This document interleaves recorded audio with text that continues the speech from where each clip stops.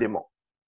Parce que tous les sorciers, vous devez comprendre cela, parce que si on est dans l'origine de la sorcellerie, les gens qu'on va appeler des sorciers, j'ai déjà expliqué cela, il y a plusieurs branches.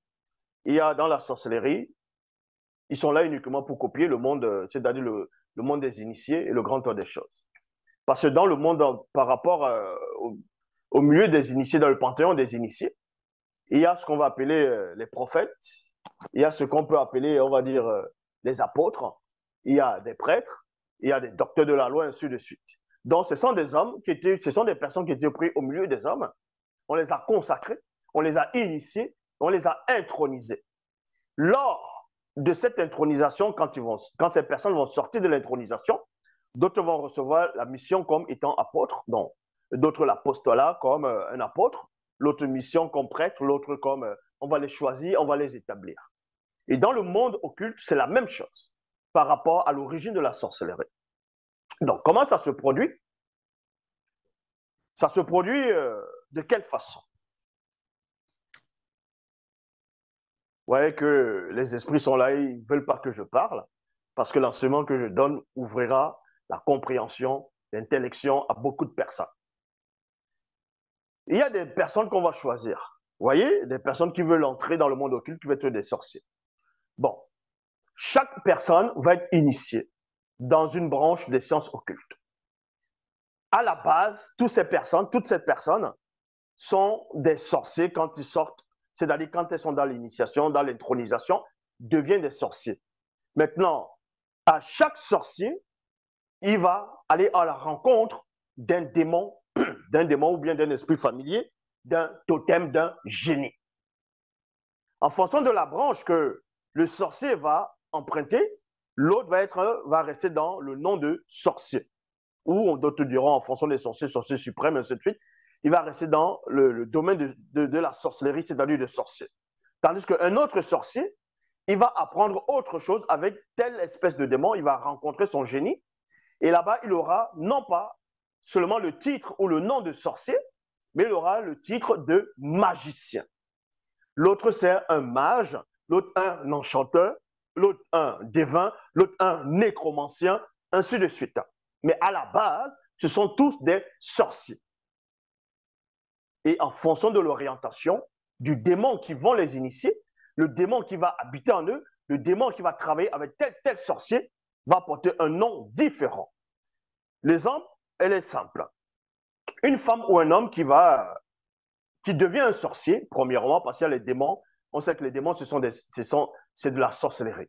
Et maintenant, les démons étant de la sorcellerie, vont initier des personnes, vont les initier mystiquement dans les sciences occultes. Et ces personnes deviendront des sorciers. En gros, des serviteurs des démons. Ça, il faut comprendre cela. Un sorcier, c'est un serviteur d'un démon, des démons. Les démons ne sont pas des serviteurs des sorciers. Je répète, les démons ne sont pas des serviteurs des pratiquants des sciences occultes. Les pratiquants des sciences occultes, c'est-à-dire les sorciers, sont les serviteurs des démons, c'est-à-dire les sorciers sont les serviteurs de la sorcellerie, qui sont les démons. Parce que les démons les utilisent pour faire du mal, pour faire en sorte que les gens ne puissent plus accepter, s'éloigner de la source, aller contre les lois du verbe de l'Oba et manifester des lois contre nature. Et ces personnes pensent que les démons sont à leur service, mais c'est plutôt ces personnes qui sont au service des démons. Et les pouvoirs que ces gens pensent avoir, le pouvoir que les sorciers pensent avoir, c'est tout simplement les démons qui sont en eux qui manifestent, qui les donnent cette capacité-là. Ce sont tout simplement ces démons qui les aident à voir ces capacités. Mais d'elles-mêmes, ces personnes n'ont aucun pouvoir. Ça, il faut comprendre cela. Ici, ils sont en train de dénoncer le monde occulte dans ses profondeurs par rapport à la branche de l'origine de la sorcellerie. Donc, un homme, c'est-à-dire un sorcier ou une sorcière, à la base, est d'abord initié par certains démons, on va dire certaines espèces de démons, et eux, ils deviennent des sorciers maintenant. Et si tu veux pousser dans une autre branche, parce qu'il y a plusieurs branches, si tu veux pousser dans la branche de la nécromancie, dans ce qu'on appelle les devins, les 10 œufs de bonne aventure, nécromancien, nécromancie, les médiums, le médiumnique, le pouvoir de médiumnique, ainsi de suite, on va t'orienter à une autre espèce de démon, un démon hybride en forme de python. C'est un démon python. D'autres diront le démon pythique. Ce sont les démons pythons maintenant qui vont maintenant recevoir ce sorcier ou cette sorcière qui vont l'initier encore dans une autre forme de branche. Et dès que ce sorcier va réussir à entrer en contact, capter la fréquence du démon reptilien, c'est-à-dire parce qu'il y a plusieurs espèces de démons reptiliens, il y a le démon reptilien de la branche, on va dire, des démons pythons. Quand ce démon-là va t'initier et que tu réussis à accepter la cohabitation avec ce démon va résider en toi. Ce démon va être ton guide, va être ton protecteur, va être ton génie, ton totem, ton esprit familier. Et là maintenant, tu es un sorcier qui va porter un autre titre. Ton titre maintenant devient nécromancien ou nécromancienne ou médium. Est-ce que vous comprenez? Un sorcier qui est en contact, qui travaille avec un démon python, c'est un médium. Et comme je dis, il y a les différentes espèces de démons reptiliens. On peut y avoir le démon reptilien dans la branche de, on va dire, démon en forme de dragon, c'est un reptile, démon en forme de dragon. Un démon dragon maintenant qui va initier un sorcier. Ce sorcier va porter le nom de magicien ou mage. Magicien ou mage. Maintenant, en fonction du démon, il y a ce que d'autres pourront dire la magie blanche, la magie noire, ainsi de suite. Ça, c'est juste des noms, des appellations, mais c'est différentes portes. Ça, il faut comprendre ces choses. Donc, la base de la sorcellerie, l'origine de la sorcellerie, ce sont les anges déchus du troisième ordre qui ont ramené cela. Et la manifestation visuelle, premièrement, de la sorcellerie qui a pris corps, ce sont les démons. Et ces démons vont recevoir l'initiation encore de les géniteurs. Et ces démons, à leur tour, vont initier maintenant des personnes, afin que ces personnes deviennent des sorciers, des magiciens, des nécromanciens, ainsi de suite.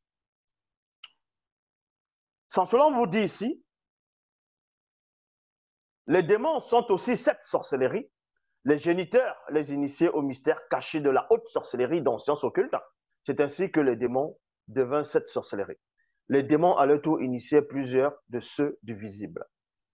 Cette sorcellerie est aussi utilisée par les Menguma Madiba, c'est-à-dire les sirènes des eaux. Il y a virgule ici. Donc, différentes espèces de démons vont travailler, comme j'ai dit ici, et il y a d'autres formes de sorciers qui vont travailler avec les sirènes des eaux. Qui vont travailler avec les sirènes des eaux, d'autres vont travailler avec les sirènes des airs, donc les Menguma Ngor, d'autres travailleront avec les démons pythons, d'autres vont travailler avec les démons en forme d'oiseau, parce qu'il existe plusieurs espèces de démons en forme d'oiseau, démons hybrides en forme d'oiseau, de différentes espèces. L'espèce, il y a deux espèces qui sont mieux connues dans le monde occulte. Quand il dit dans le monde occulte, pas des pratiquants des sciences occultes. Et c'est plus les démons, on va dire, oiseaux en forme d'aigle et les démons en forme d'hibou. Donc la Schweppes hibou, parce que c'est qu'on va appeler Esokuda Mudima Bobé, donc Lilith, donc c'est qu'on a connu dans la Mésopotamie sous le nom de Lilith. Vous voyez, vous allez taper Lilith, d'autres diront que c'est la toute première femme d'Adam, mais Lilith, c'est une démon de haut rang, hybride, de la race des génies, en gros, des démons oiseaux, en forme, on va dire, du hibou, et la forme du hibou est Schweppes. Et c'est aussi, dans la mythologie grecque, la démon Athéna travaillait aussi avec une démon hibou. On essaie un peu de montrer cela dans les films, mais on montre, c'est un oiseau qu'on va représenter, un oiseau en or, qui va aller aider Persée dans sa mission initiatique pour devenir un véritable sorcier, pour aller devenir, on va dire,